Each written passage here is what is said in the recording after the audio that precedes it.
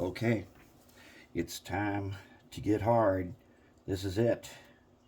Let's do some truck wiring. All right, so here's what we got to do. We already have a big success here, and I'm going to show you a preview.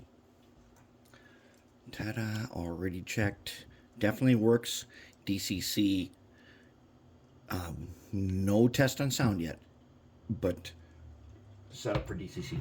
Now, how are we going to do that wiring? All right, so what we got to do, we're going to take a truck. All right, let's grab 3 wheels. Some of you guys have got some stuff on. There we go. Okay, let's grab 3 wheels. And wait, before we do that, let's do this. Now, I always got paint brushes on my workbench. Okay, and I can vacuum that up a little bit later. So now I got a nice clear spot with no dust. All right, so now I'm going to take 3 wheels.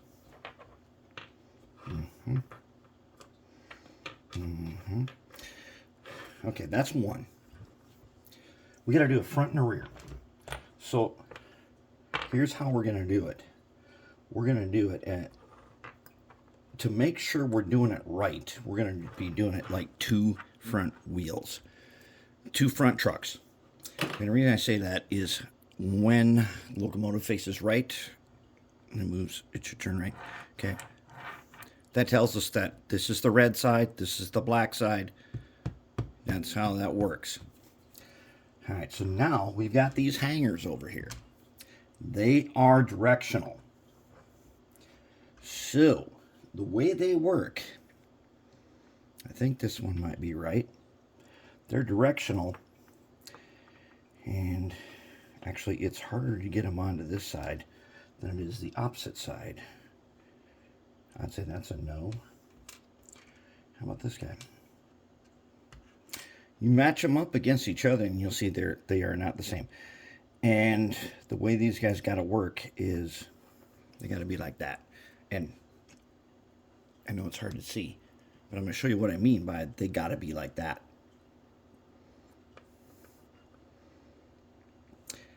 I'll tell you how we're going to check it. Okay, so what I mean by they got to be like that is this. When I put this on here and put that pintle in, they got to be in there. Now take a look at that one. Wow, he is close to the frame. And checking it, pintle's in. So, let's take this guy off. And let's take this jewelry pliers. Let's bend him in a little bit. Because he's not exactly where we want him to be. Oops, I want to bend that. Let's try him again. We need extra room. Like in audio, you call that headspace, where you're not turning up the maximum volume and it's still loud. Okay, now we got room. You see that? There, I bent him in a little bit. Now they both got room. Okay. So that one, this one has got the headspace that we need. Now how about this guy? Let's see if we can get him set up. The place where you attach the wires needs to go behind that middle axle. That means this guy's going to go on this side. And I say it's hard to put him on this way because on the other side, it's actually, when you put them on this way, it's actually not that hard. You just line them up. You line them up like this. And you just put them on in the sockets. Like that. Okay, that's way easier. Now, are they in the right position? Well, let's spin these guys around. Let's check them. So let's put this guy on. There's our front. Let's put this guy on in our rear, and let's see if we got headspace on these guys. Okay, these 2 guys, both of them got to get bent in just a little bit. Just a tiny bit. So we're going to take our guy again. Now, if you go to like Michael's or Joann's and you get a jewelry set, jeweler's pliers, you're going to get this guy who's a kind of a bent thing, but he's totally flat. I found that this pliers is really handy to have. Turns out that I'm using this. I used to not bring it out unless I was doing a whole bunch of jewelry work and then keep it in the pliers box. It turns out that it's now on the workbench all the time because having that flat jaw is way more useful than you would expect. My other one, the other jewelry one, this one has these teeth on it, and sometimes it doesn't grab exactly the way I want it to. Okay, now I'm going to actually flip this around so I can put it on the easy way. Pin it, axles on. There. Now, did we get a match? If we did, ooh, this looks nice. Oh man, that looks nice, doesn't it? Okay, now we got a nice match. Can you see that? Let's see if I can get it over here. Okay, let's see if you can see this. This is what I would consider a really good match. You see how much free space there is right there? That is really important. And that is the weakness of this design in the way it was made to hardwire it. You didn't have free space for these wires to go. And I'm going to show you exactly what I mean by that. Here's the guy we're working on. Let's take a look at the one that's already ready. Now let's look at his free space.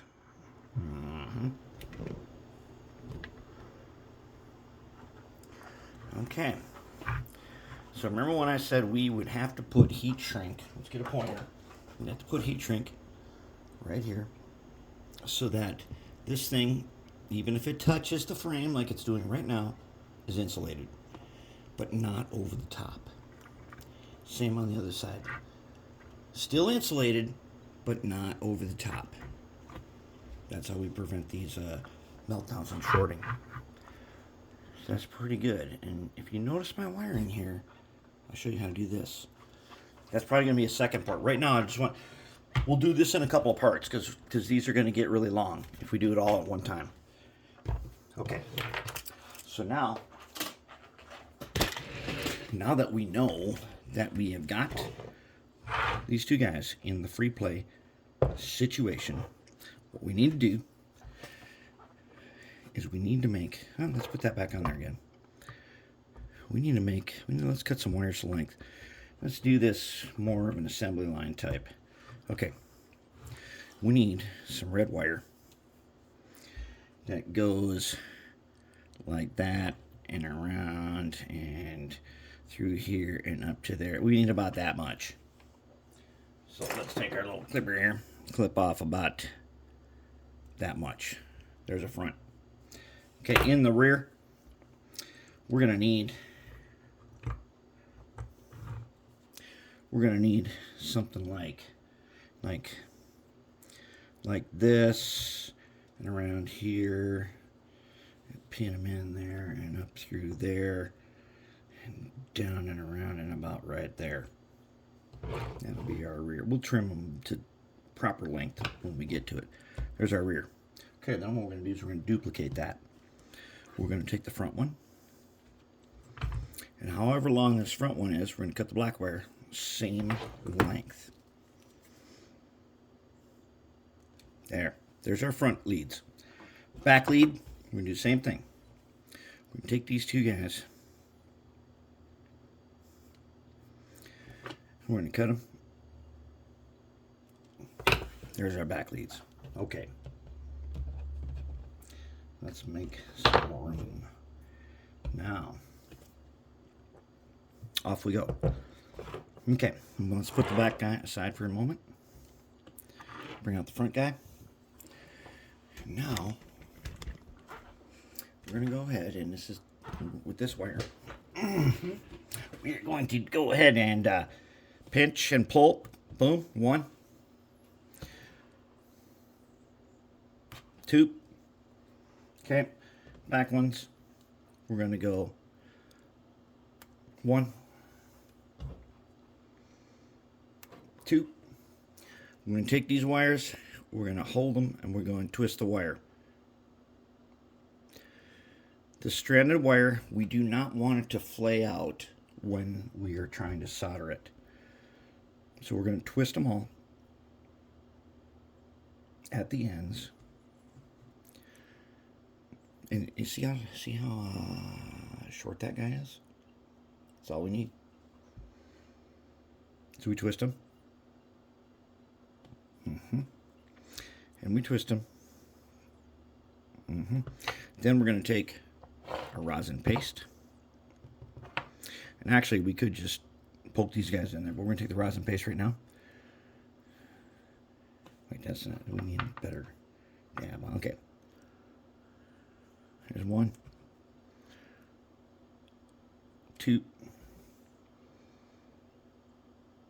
3, 4. That was long, but it doesn't matter. We'll trim it when it comes. Okay, so then we're gonna take our soldering iron. All right, I got him on like 300. Well, it doesn't matter. He could be on the lowest setting and still work. But I got him on 300. Okay. Okay, by the way, for those of you guys soldering, I got this soldering iron is a variable temperature. I got it on Amazon for $9. Why I use this is because these tips you can buy in packs and they're replaceable and they're not expensive. So I don't really care how much I burn up stuff with this because they last a long time. And the tips are replaceable with different kinds of stuff. Then I'm going to take some tip tin. If you don't have tip tinner, something you want to have. Looks like this. And I take my steel brush, right? I clean the end, and then I dip it in the tip tin.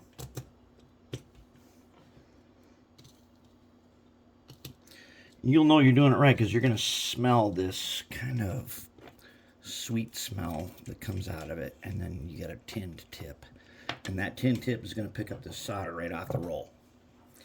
So I'm going to pick up some solder on the roll, like that. And I'm going to take this guy. 1, 2, 3, 4. Everybody is tinned. That is what we want. Then we brush it off. Okay. Save. That's really important. All right, so now we got our 2 trucks. Hangers are where we want them and everything. So let's go ahead on and let's take off this guy first. He's going to be a red wire on the front. That's this guy. Like I said, he's got to be to the inside. Now, how am I going to solder this guy on? What I'm going to do is since I'm soldering with my right hand, I'm going to go ahead and I'm going to pin him like that. And I'm going to take my little screwdriver with the rosin on it. I'm going to put, these are already tinned on the end. I tinned them. I took filed them, and then I went ahead and tinned them. So now let's get some high power glasses here. Okay. Now, I'm going to take this. I'm going to wipe rosin on there. And don't worry about it. Basically, you can't use too much. It doesn't matter. Now, I'm going to take this guy. I'm going to stick him in the pot here. I'm just going to touch him like that. There. Okay. Okay, now, this guy's probably still tinned. I'm going to get some solder. Just like that, not much. And I'm going to lay him down. And then I want him soldered on there nice and flat. Just like that. Ooh, yeah. Now that is how I want it. Okay, so that guy's good. Let's put him over there. Now let's do the black wire side. Same thing. I'm going to take a bunch of rosin, just like that. I'm going to poke this guy into the rosin. And then I'm going to pin him, get some solder, Okay, and then I want them nice and flat now.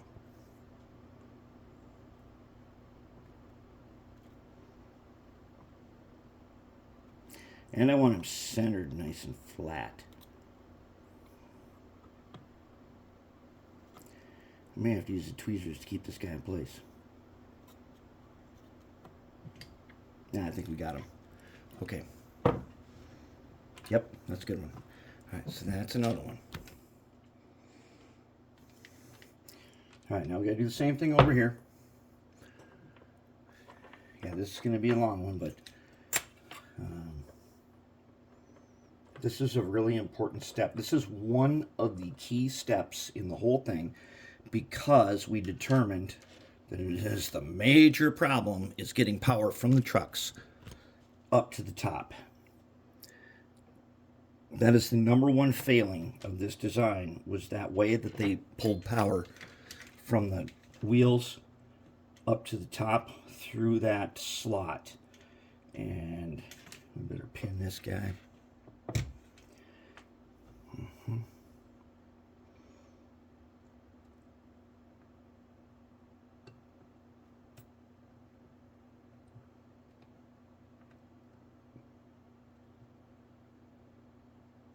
Okay, that's that guy. Let's go ahead and do the black wire. Same thing.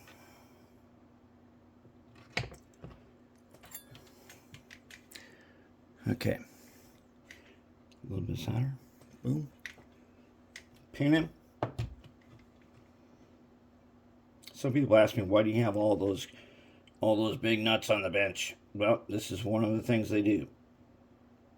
They are very handy for pinning stuff.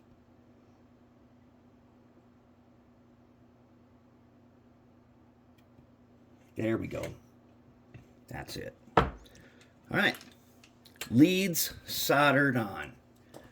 That's where we'll end this one, and then we will pick up again on the next step, because we're already at about 17 minutes. We're going to pick up again on the next step where we prepare them for putting the trucks completely together.